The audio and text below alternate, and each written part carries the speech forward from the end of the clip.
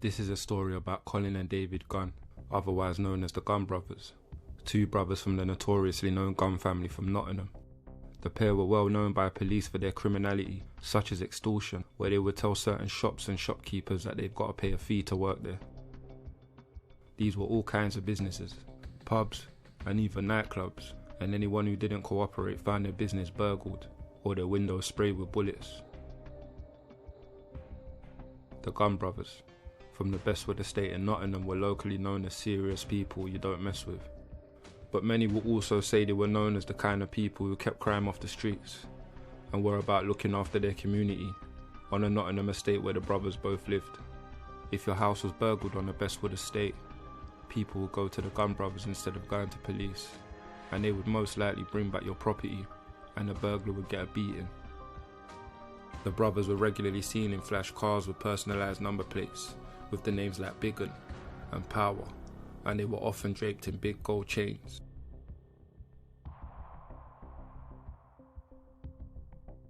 In the early hours of August 2003, Jamie, nephew of Colin and David Gunn, got into an argument with a man by the name of Micheal O'Brien. O'Brien was not an associate of the Gunn brothers and wanted to make a point that he didn't fear the brothers. O'Brien, 22 at the time, had already been refused entry to 2 bars earlier that night due to the fact he was wearing trainers and a tracksuit. O'Brien then arrived at the Sporting Chance pub where Jamie Gunn was working on the door. After being refused entry, an argument took place and then a scuffle. O'Brien was hit in the face with an ashtray, which left him with a cut over his eye. O'Brien and his friend Gary Salmon were outnumbered, so they retreated to Salmon's close by flat, only to return to the pub with a loaded shotgun.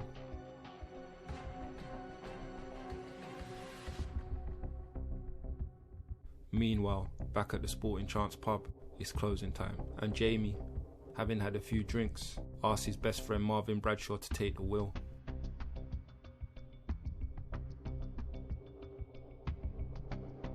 Jamie, Marvyn, and 2 of Jamie's friends get into a Renault Laguna car. As the car was leaving the car park, O'Brien appeared from the darkness and fired a shot into the car. Missing his intended target, he shot and killed Marvyn Bradshaw. Jamie cradled Marvyn in his arms after he was shot. Bradshaw, 22 at the time, was a local shop fitter and had no involvement in crime. Colin Gunn took the whole incident as a huge disrespect and started the hunt for Micheal O'Brien and Gary Salmon. The police were aware that they needed to find O'Brien and Salmon before the Gunns, or one of their soldiers, did. Police knew that there would be constant targets to the families of O'Brien and Salmon until they were found. Other associates of O'Brien and Salmon had their homes targeted with firebombs and handmade grenades. Police later located O'Brien, and in July of 2004, he was given a 24-year sentence, later reduced to 18 years, for the murder of Marvyn Bradshaw.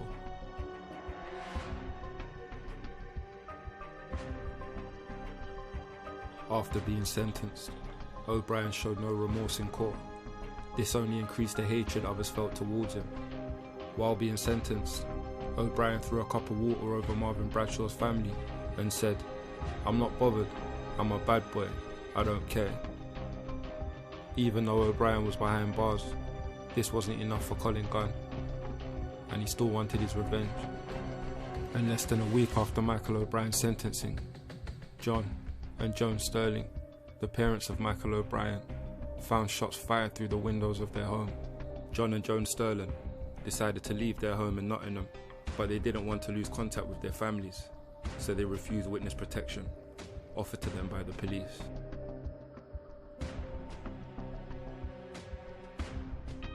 John and Joan Stirland changed address several times over the next few months, before moving into a seaside bungalow in the town of Trustthorpe on the Lincolnshire coast. They were completely unaware that David Gunn owned a caravan in that same area. He regularly visited that area, and he was there to mourn the recent death of his nephew. It wasn't long before Colin Gunn found out where the Stirlands were living. He found out this information from 2 former British Telecom employees. The plan was then made to kill John and Joan Stirland, the parents of Micheal O'Brien. At around 10:30 PM on Saturday the 7th of August, a neighbour of the Stirlands noticed a man lurking by their front door. Joan decided to contact the Nottinghamshire police, who she'd been in contact with ever since the shooting. Just before 2 PM that Sunday afternoon, Joan received a call back from one of the officers. Joan explained to the officer what had happened, and she also explained that she didn't want police cars swooping down on the area and worrying her neighbours. This is all less than a week after Jamie Gunn was found dead in his home by his younger brother and sister. The cause of death was pneumonia, but many people believe that this would have never happened if it wasn't for the shooting a year ago. Seeing his best friend killed that way was something Jamie found hard to deal with. Meanwhile, back at the Stirlands bungalow in Trustthorpe, moments after Jonah finished speaking with the officer, a black Volkswagen Passat pulled up outside her home, and two men wearing baseball caps and boiler suits approached the bungalow. The two men broke into the Stirlands home, shooting Mr. Stirland 6 times and Mrs. Stirland 4 times. The black Volkswagen Passat was found burning in a quiet country lane just 2 miles away, and it wasn't long before the police were looking at Colin Gunn as a suspect. Colin was also looked at by police back in September of 2003, when Marion Bates, a jewellery shop owner from the Arnold area of Nottingham, was shot and killed when she tried to shield her daughter from 2 armed robbers. One of the shooters in a botched robbery was thought to be James Brodie. Brodie was a member of the Bestwood gang, and soon after the botched robbery, Brodie went missing. Some believe that this is because he brought unwanted attention on the gang. Till this day, James Brodie has never been seen again. Peter Williams was later convicted for the murder of Marion Bates and jailed for 22 years. The police continued their investigations into the murders of John and Joan Stirland, but nobody was ever convicted for their murders. Colin also had the help from Detective Constable Fletcher, one of Colin's many sources for getting information. This helped Colin stay 2 steps ahead of police. But in June of 2006, Colin would be arrested and later charged, along with 2 of his associates, John Russell and Michael McNee. Colin Gunn, 39 at the time, was given a 35-year sentence for conspiracy to murder John and Joan Stirland. John Russell, 29 from Nottingham, received a 30-year sentence for conspiracy to murder the Stirlands, and Michael McNee, 21, also from Nottingham, was given a 25-year sentence for the same crime. After Colin was sentenced, there was a mini riot on the Bestwood estate in Nottingham. People were unhappy with the outcome and felt that Colin was innocent. And just a few months later, in October of 2006, David Gunn would be arrested for possession with intent to supply amphetamine. He was sentenced to 8.5 years. This was in the same month that former police detective Charles Fletcher, 26, was sentenced to 7 years in prison at Birmingham Crown Court after pleading guilty to police corruption charges. Colin Gunn is also convicted of encouraging police corruption in the case of Charles Fletcher.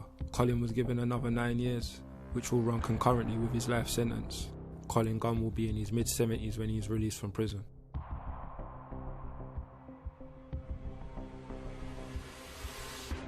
For the latest in urban news and stories, subscribe, hit that thumbs up, hit that notification bell, and stay tuned into Real Stories UK.